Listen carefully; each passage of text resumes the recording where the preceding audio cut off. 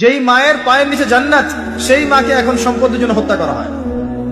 যেই বাবার সন্তুষ্টিতেই সন্তানের জান্নাত, ওই বাবাকে বৃদ্ধাশ্রমে রেখে আসা হয়। ওই যে লাইভে এসে আত্মহত্যা করে যায় মানুষ। সুবহানাল্লাহ, সুবহানাল্লাহ। যেই বাবা মা সারাটা জীবন নিজে খেয়ে না খেয়ে সন্তানকে লালন পালন করে, শেষ বয়সে সেই বাপ মাকে দেখার কেউ থাকে না। নিজে যখন হাঁটতে পারতো না, বাবা ওর হাত ধরে হাঁটায়।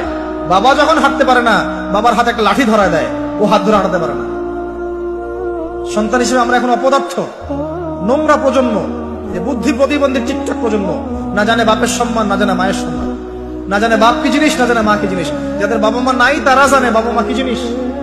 আমাদের মধ্যে যাদের বাপ মা মারা গেছে তারা জানে বাপ মা কি জিনিস, যাদের বেঁচে আছে এরা জানে না। নবী সাল্লাল্লাহু আলাইহি ওয়াসাল্লাম বলেছেন, ওই ব্যক্তির জন্য ধ্বংস যে ব্যক্তি পিতা মাতাকে পেয়েছে, তাদের খেদমত করে জান্নাত লাভ করতে পারে নাই। এই ব্যক্তির জন্য চরম ধ্বংস। পিতা মাতাকে কষ্ট দিয়েন না। মায়ের প্রসব বেদনার একটা সেকেন্ডের ঋণ আপনি শোধ করতে পারবেন না। লুকমান আলাইহিস সালাম তার সন্তানকে বলছেন, ইয়া বুনাই লা তুশরিক বিল্লাহি ইন্নাশ শিরকা লাযুলমুন আযীম ওয়া ওয়াসাইনা আল ইনসানা বিওয়ালিদাইহি হুসনা। তোমার পিতামাতার সাথে ভালো আচরণ করো। হামালাতহু উম্মুহু ওয়াহনান আলা ওয়াহন। তোমার মা তোমাকে কষ্টের পর কষ্ট লালন করে সহ্য করে এই যে প্রসব করেছে। ওয়া ফিসালুহু ফি আমাইন, 2 বছর দুধ পান করিয়েছে। এই ঋণ শোধ করতে পারবে কেউ? আল্লাহ পাক আমাদের